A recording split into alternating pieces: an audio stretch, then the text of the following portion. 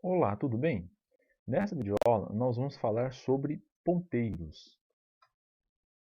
Então, só relembrando a definição de variável, a variável é um espaço reservado de memória, usado aí para guardar um valor que pode ser modificado pelo programa. Diferentemente aí da variável, o ponteiro ele é um espaço reservado de memória também, só que usado para guardar o endereço de memória de uma outra variável, né? Então, um ponteiro é uma variável como qualquer outra do programa. Sua diferença é que ela não armazena o valor inteiro, real, caractere ou booleano, né? Ela serve aí para armazenar endereços de memória, que são valores inteiros sem sinal. É esse, então, o objetivo de um ponteiro, armazenar o endereço de uma determinada variável. Então, como qualquer variável, um ponteiro também possui um tipo. Então, na declaração de uma variável, por exemplo, a gente tem lá o tipo da variável e o nome dela. O ponteiro, da mesma forma, a gente tem o tipo do ponteiro, asterisco aqui, e o nome do ponteiro. Então, é o símbolo de asterisco que informa ao compilador do código que aquela variável não vai guardar um valor, né, mas sim um endereço. Tá? Então, por exemplo, para a gente declarar uma variável inteira x, a gente usa int x. Para a gente declarar uma variável do tipo float, a gente usa float y. Agora, para a gente declarar um ponteiro x, então a gente utiliza int asterisco x. Um ponteiro do tipo float, então vai ser um float asterisco y. Então, na linguagem C, quando declaramos um ponteiro, nós informamos ao compilador, né, para que tipo de variável a gente vai apontar esse ponteiro. Então, um ponteiro, né, int, né, vai apontar para o inteiro. Isto é, uma declaração do tipo int. Então, esse ponteiro guarda o endereço de memória onde se encontra armazenada uma variável do tipo inteiro. Isso vale também para tipo char, tipo float e outros dessa mesma forma. Então, os ponteiros apontam para uma posição de memória. Então, a gente tem que tomar cuidado, né, porque ponteiros não inicializados podem apontar para um lugar indefinido, né, que ele pode armazenar um valor qualquer. Então, se a gente inicializar um ponteiro aqui e não atribuir a ele valor algum, né, então ele vai aqui assumir, por exemplo, nessa ilustração de uma memória, né, ele vai assumir aqui, o ponteiro vai assumir uma posição qualquer, 120, e o conteúdo dele vai ser, né, imprevisível. Né. Uma maneira de se passar por isso, se não for sabido ainda o valor para o qual o ponteiro vai apontar, é atribuir a ele aí o valor especial do tipo null. Né? Então a gente pode atribuir o valor null e aí o nosso compilador vai saber que esse ponteiro ele existe, ele está aqui nessa posição de memória, porém ele não está apontando para nenhuma posição. Ele está ali só reservado no espaço de memória. Né? Mas aí, normalmente os ponteiros devem ser inicializados, né, antes de serem usados. Tá? Então assim a gente deve apontar o ponteiro para um lugar conhecido. Normalmente, né, uma variável que já exista no programa.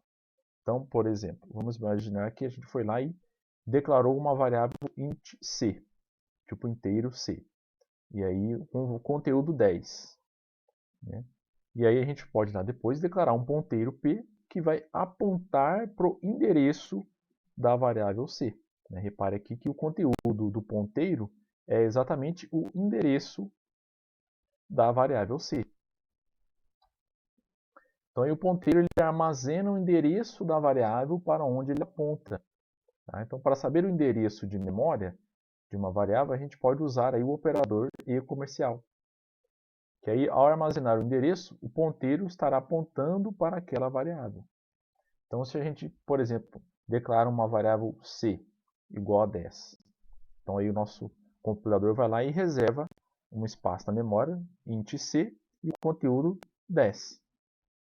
E aí, se a gente vai lá e declara um ponteiro p, então ele vai lá e separa um espaço também né, para poder armazenar o ponteiro P. E aí, se a gente vai lá e atribui ao ponteiro o endereço da variável C, então aí o conteúdo, né, desse ponteiro vai ser exatamente o endereço da variável C. E aí, para acessar o valor guardado dentro de uma posição na memória apontada por um ponteiro, basta aí a gente usar o operador asterisco, né, na frente do nome do ponteiro. Tá?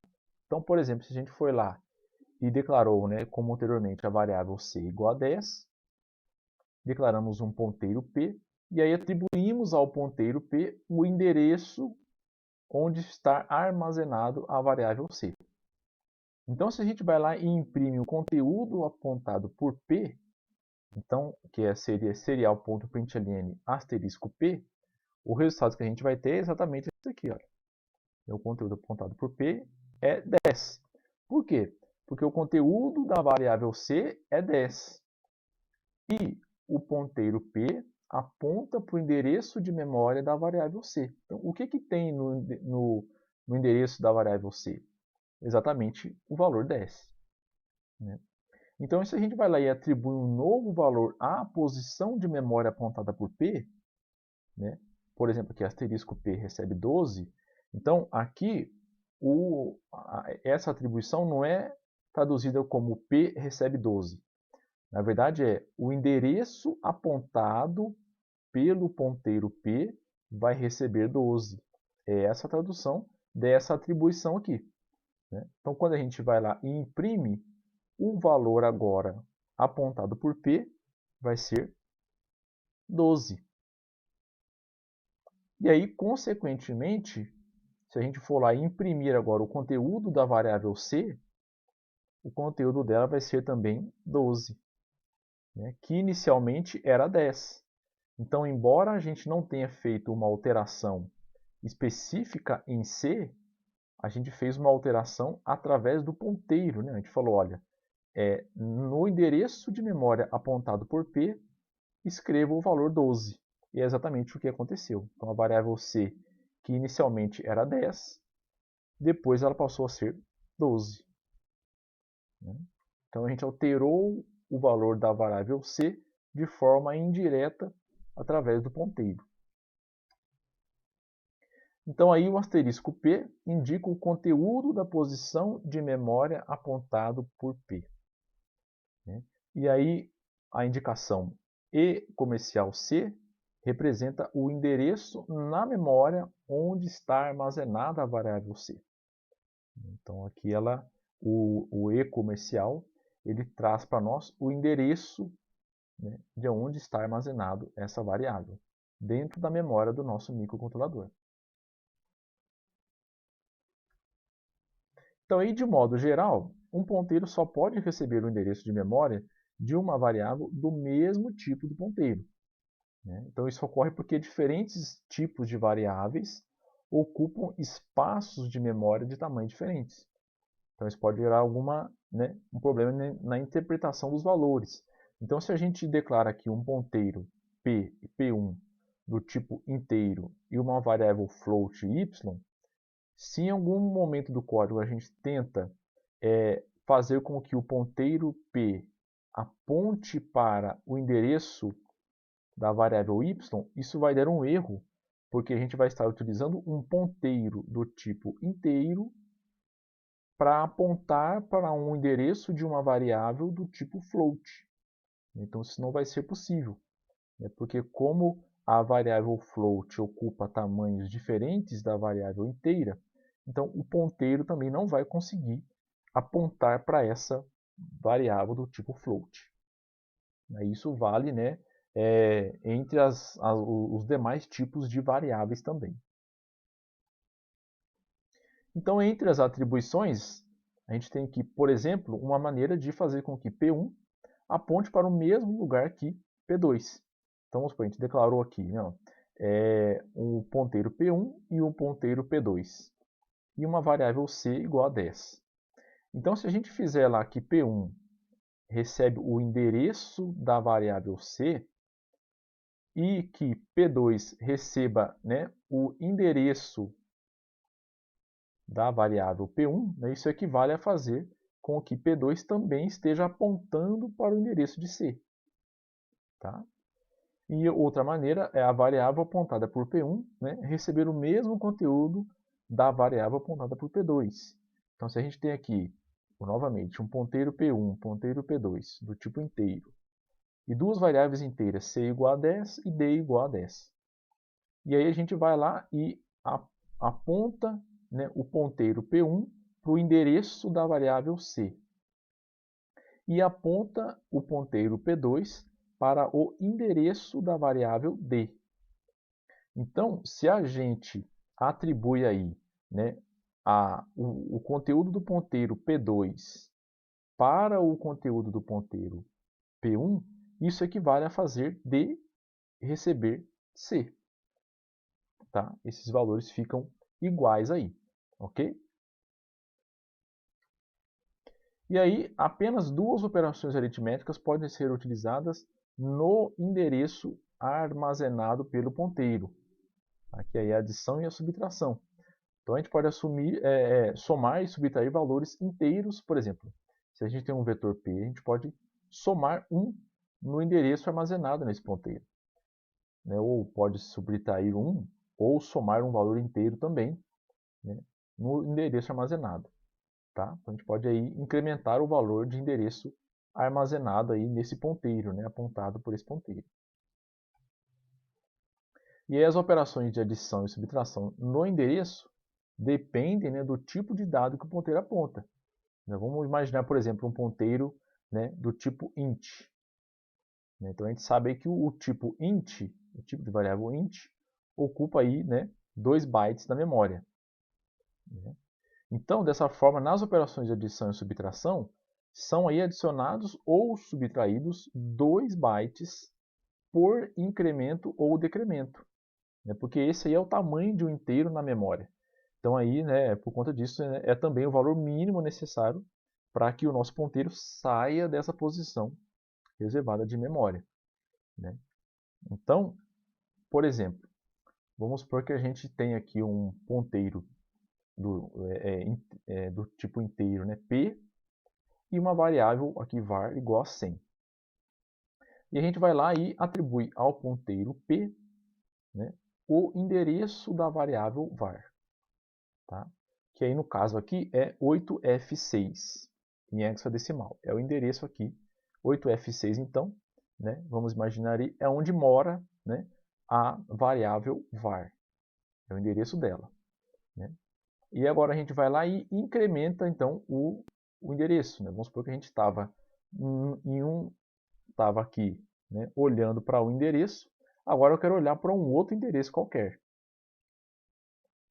Vamos supor que aqui tinha uma casa 1 aqui, né? Agora eu vou olhar para uma outra casa qualquer aqui, uma casa N aqui. Então a gente vai incrementar o ponteiro por 1, né? Sendo que a variável que ele aponta é do tipo inteira. Então perceba que o resultado agora vai ser 8F8. Então a gente incrementou de uma vez só, né, já que P++ é igual a P igual a P mais 1, né, mas o incremento aqui foi de 2. Né? Porque como a variável do tipo inteira ocupa aqui para nós 2 bytes, né, então o nosso compilador já sabe. Né, se ele está apontando uma variável do tipo inteira, quer dizer que se ele for apontar para a próxima variável do tipo inteira, ele sabe que pelo menos 2 bytes, né, ele já vai ter que destinar aí para a variável atual. Então vamos supor que, né, o nosso ponteiro estava apontando lá inicialmente para a primeira variável, né, aqui para onde estava a variável var, né, e ele vai incrementar agora. Né? Só que o nosso ponteiro aqui sabe que quando ele for incrementar, ele tem que deixar reservado 2 bytes. Então, vamos supor que isso aqui é 1 byte, isso aqui também é 1 byte, né, da mesma variável. Então, quando ele for incrementar, ele vai ter que pular 2 bytes, porque ele sabe que o que ele está armazenando é uma variável do tipo inteiro. né? Então, cada byte aí, cada par de bytes vai ser destinado a uma variável. Então, aqui, se ele fosse fazer um novo incremento, né? Aqui 1 byte, por exemplo, e aqui 1 byte. Então, se ele fosse fazer um novo incremento, ele teria que pular, né, para o próximo byte aí, né? Deixando reservado aí, né, mais um par de bytes aqui para outra variável, né? Então, se a gente fizer um incremento, por exemplo, aqui no caso, de 15, P mais 15, então ele vai dar um incremento aqui de 30. Né? E se a gente decrementa por 2, né, ele caiu de 16 para 12. Né? Então, que ele subtraiu 4 bytes. Né? Então, por conta do tamanho da variável do tipo inteira. Né? Levando em conta, né, que cada posição de memória tem aí disponível 1 byte. Então, como a variável do tipo inteiro ocupa 2 bytes, então 2 posições de memória serão necessárias, né, para cada variável do tipo inteiro. E aí, no caso agora, se a gente fizer a mesma ideia por tipo float, declarar agora um ponteiro p do tipo float, uma variável var do tipo float também, e aí a gente, né, atribui aqui ao ponteiro p o endereço dessa variável. Aqui deu, por exemplo, 8F4 em hexadecimal. Se a gente incrementar agora uma vez, né, o ponteiro p, que é do tipo float, perceba que agora ele foi para 8. Ele teve um incremento de mais 4. Porque a variável do tipo float, agora ela ocupa, né, 4 bytes. Enquanto a variável do tipo inteiro ocupa 2, né, então a variável var aqui, não, ela vai ocupar aqui os 4 bytes. Né? Então a gente tem aqui 1 byte, né, mais 1 byte 2, mais 1 byte 3, mais 1 byte 4. Então, quando a gente dá esse incremento aqui, né, o que o nosso ponteiro visualiza é um incremento de 4 posições dentro da posição de memória. Né? Então, aqui 1, 2, 3, 4. Né? Que aí seria esses 4 aqui para uma variável float e essas 4 posições de memória para outra variável float. Então percebam como que o incremento ele vai ser diferente. Embora que a gente tenha incrementado de um só, né, o equivalente em memória, né, em conteúdo do ponteiro, vai ser 4. Se a gente incrementar por 15, ele vai dar um passo aqui de 60. Né? E se a gente decrementar por 2, ele vai decrementar por 8. Né? Já que para cada variável do tipo float, a gente precisa de 4 bytes. Só que agora, né, sobre o conteúdo apontado, vale todas as operações. Então, se a gente pegar lá o conteúdo apontado por P mais, então ele vai incrementar o conteúdo da variável apontada pelo ponteiro. Se a gente pegar, por exemplo, o conteúdo apontado pelo ponteiro, multiplicar por 10 e salvar nessa mesma posição de memória, então o que ele faz? Ele multiplica o conteúdo da variável apontada pelo ponteiro P por 10. Né? Então, por exemplo, vamos supor que a gente tem lá uma variável, um ponteiro P, tipo inteiro, e uma variável inteira C. Né? E a gente vai e aponta o ponteiro para o endereço de memória da variável C. Imprimindo ela aqui, ó, o conteúdo de C é 10. Agora a gente foi aqui e falamos o seguinte, olha, o compilador vai lá e incrementa, né, o conteúdo que está apontado pelo ponteiro P. O conteúdo de memória apontado pelo ponteiro P. P está apontando para o endereço de memória da variável C.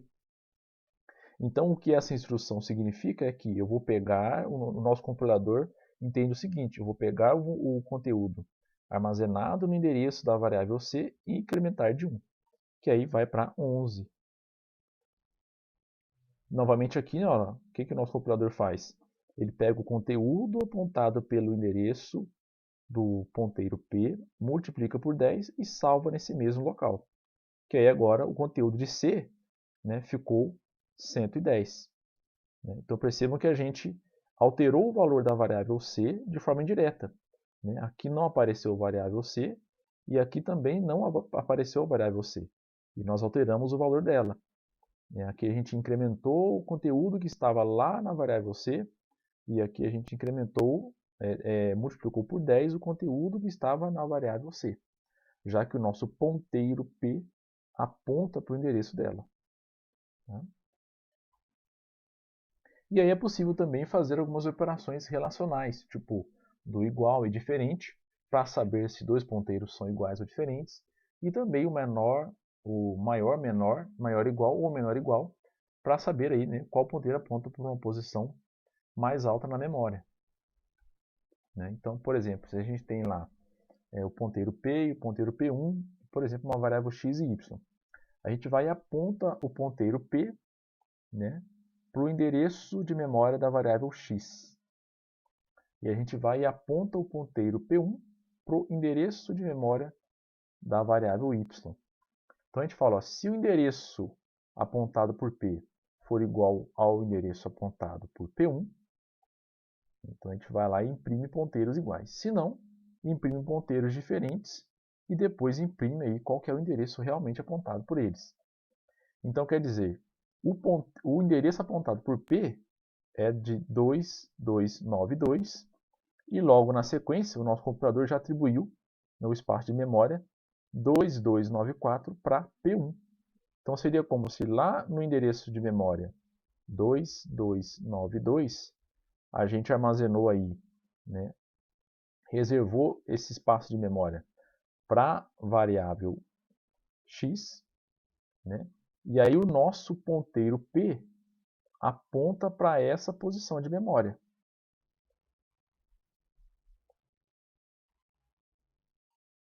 E aqui ficou então a posição 2292 e 2293. E aí o nosso ponteiro P1 está apontando então, né, a posição de memória 2294, que é a variável, o local onde está armazenado a variável y. Então toda vez que a gente fizer uma alteração no endereço apontado por P1, a gente vai estar mexendo no conteúdo da variável y.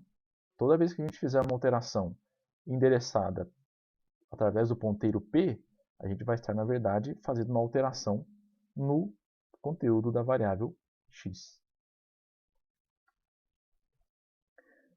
E aí, os ponteiros e arrays, ou vetores, né, possuem uma ligação muito forte.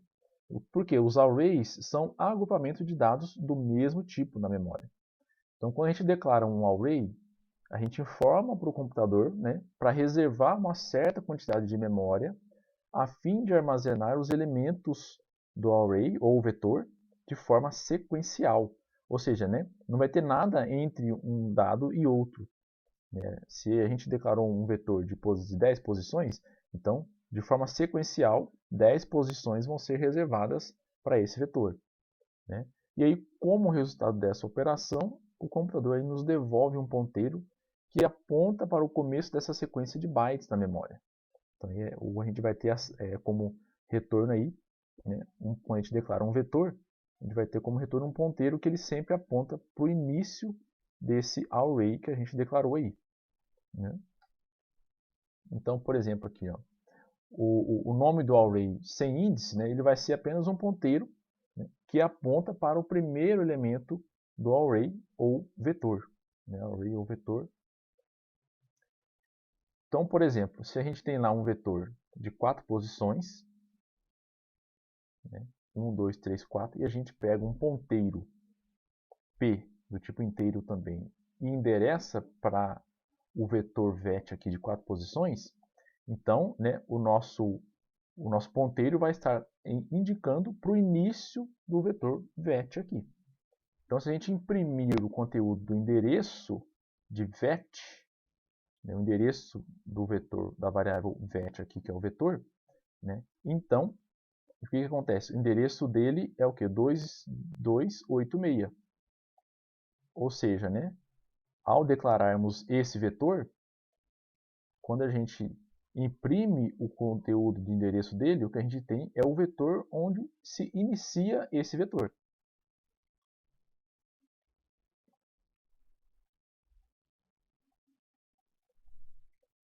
E aí, como a gente atribuiu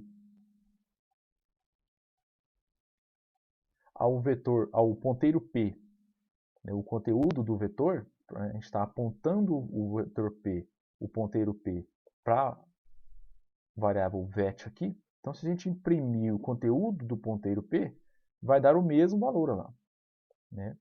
Por quê? Porque o nosso ponteiro P está apontando para o endereço onde se inicia o vetor vet. Tá? E aí, se a gente imprime, né, o endereço aqui do vetor P, ele já dá em uma outra posição de memória, aqui no caso 2294, né, que é exatamente 2286, né, mais 8.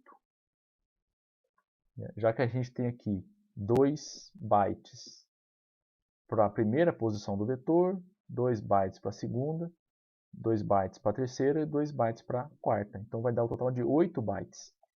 Então aqui o nosso compilador já atribuiu a posição de armazenamento do ponteiro, né, 8 bytes depois do que o vetor vet aqui. Olhando agora para um exemplo em que a gente declare um array com 5 posições e atribuímos também o ponteiro P ao seu endereço, quando a gente imprime o endereço do vetor, aqui o nosso compilador atribuiu a ele a posição 2284. Então, dessa forma, o ponteiro P, como ele aponta para o início do vetor, ele vai estar com o conteúdo também de 2284, né, que é o local de memória onde o nosso ponteiro está apontando. E aí percebam que o endereço do ponteiro P, né, aqui no caso, ficou atribuído como sendo 2294, que é um incremento de 10 posições, já que o nosso vetor aqui, né, o array nosso aqui tem 5 posições inteiras, ou seja, 2 bytes para a primeira, mais 2 para a segunda, mais 2 para a terceira, mais 2, que vai dar aí um total de 10 bytes para poder armazenar esse vetor aqui na memória. Então aí, como conclusão aí, né, os colchetes eles substituem o uso conjunto de operações aritméticas e de acesso ao conteúdo, né, que é o operador asterisco, no acesso ao conteúdo de uma posição de um array ou ponteiro. Tá? Então, dessa forma, o valor entre colchetes é o deslocamento a partir da posição inicial do array. Ou seja, P2, no caso aí, vai equivaler ao ponteiro P mais 2. Tá? Já que, né, aqui P, só asterisco P, é equivalente à posição inicial do vetor. Como a gente viu anteriormente, né, aqui no caso, apenas imprimir P é o mesmo que imprimir o E comercial e a variável aqui do vetor, né, que deram os mesmos valores.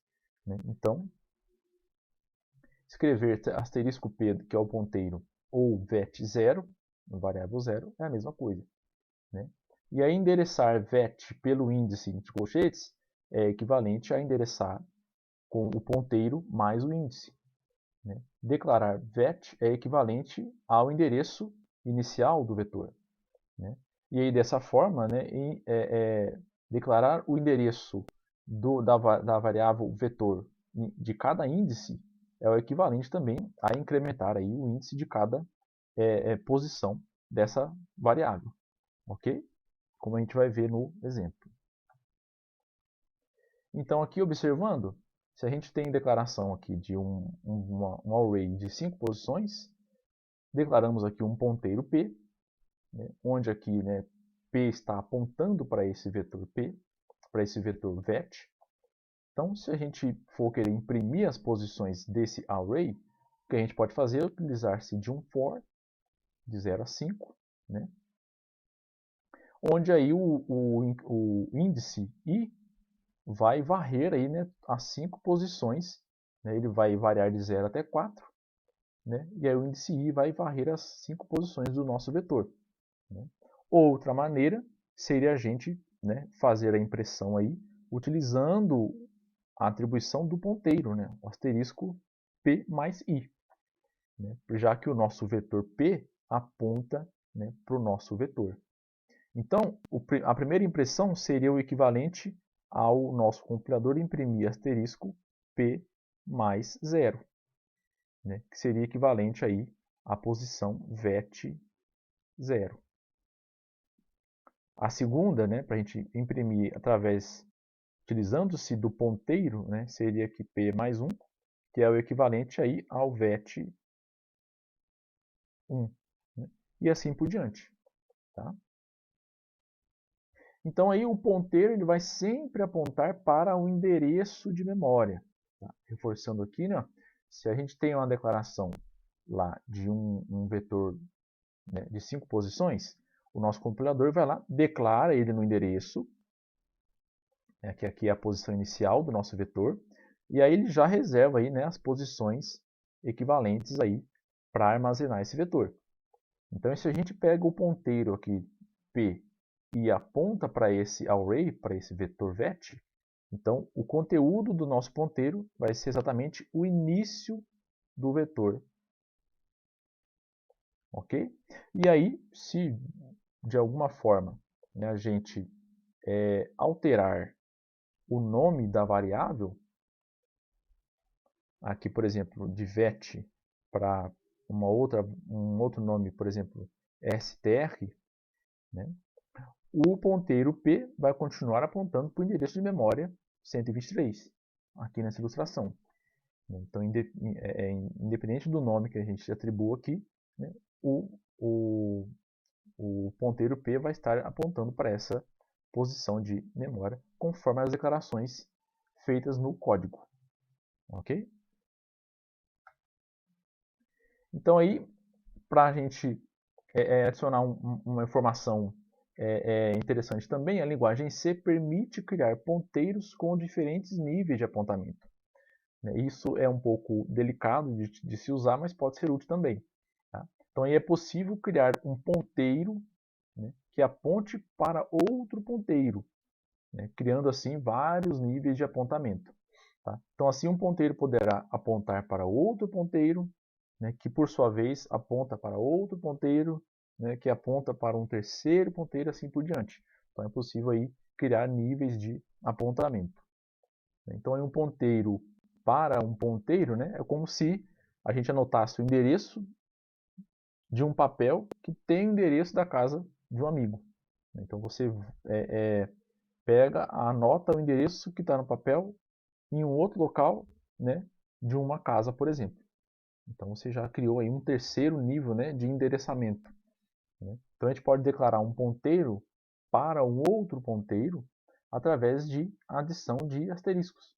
Então, a gente declara aqui o tipo, 2 asteriscos e o nome ponteiro. Né? Então, aí, nessa condição, por exemplo, 2 asteriscos e o nome ponteiro vai ser o conteúdo final da variável apontada. Né? E aí, asterisco nome ponteiro vai ser o conteúdo do ponteiro intermediário. Então, por exemplo, vamos supor que a gente declarou aí uma variável int x igual a 10, né? Uma variável, um ponteiro P1, que aponta para o endereço da variável x, e aí nós declaramos aqui um segundo nível, em que o ponteiro P2 aponta para o endereço do ponteiro P1. Então, quer dizer, a gente foi lá na memória, declaramos x igual a 10. E aí, na sequência, a gente criou um ponteiro P1 que aponta, né, para o endereço da variável x. E aí, como um segundo nível de apontamento, a gente criou um outro vetor, um outro ponteiro P2, que aponta para o endereço do ponteiro P1. Tá? Então, isso seria a ideia de criar, né, mais níveis de apontamentos. Vamos então dar uma olhada no exemplo de utilização do ponteiro no tratamento de strings. Né? Então, vamos supor que a gente quer aí criar, né, como se fosse um ponteiro de ponteiros. Né? Uma maneira seria, por exemplo, a gente criar aqui, vamos supor, diversos vetores do tipo char, ou seja, strings. Né? Então, aqui, por exemplo, nesse código, a gente criou uma string do tipo char, né? 1 frase 1. 2, frase 2, 3, frase 3, 4, frase 4, 5, frase 5 e 6, frase 6. Então, uma maneira da gente criar aí um vetor de vetores, para podermos trabalharmos com essas diversas strings, é a gente criar aí um ponteiro, por exemplo aqui, char strings, do tipo char, já que a gente vai utilizar aí, né, strings, né, do tipo char aqui, que aí a gente utiliza cada posição desse ponteiro como uma dessas strings que a gente criou. Né? Então a gente cria, né, esse ponteiro strings com o conteúdo de cada uma das strings que a gente declarou anteriormente. A1, A2, A3, A4, A5 e A6. Né? Porque a gente não conseguiria simplesmente criar, né, uma strings de strings. Então uma maneira da gente fazer isso é o quê? É criar um ponteiro que aponta para, né, diversas posições de memória, onde cada posição dessa é o início de uma string, que aqui no caso é a frase 1, a frase 2, a 3, a 4, a 5 e a 6. Né? Então aqui para a gente entender, né, como é que essas strings estão se comportando dentro desse ponteiro, então a gente pode simular aqui. E aí o que a gente vai ter de saída é exatamente a sequência das impressões. Frase 1, frase 2, frase 3, frase 4, frase 5 e 6. Né? De forma contínua aí no caso. Né? Uma outra maneira da gente fazer isso é declarando diretamente. Tá? A gente pode declarar diretamente aí esse ponteiro do tipo char e a gente escreve as diversas strings que a gente quer trabalhar, né, com esse mesmo ponteiro. Tá? Então, simulando novamente aqui,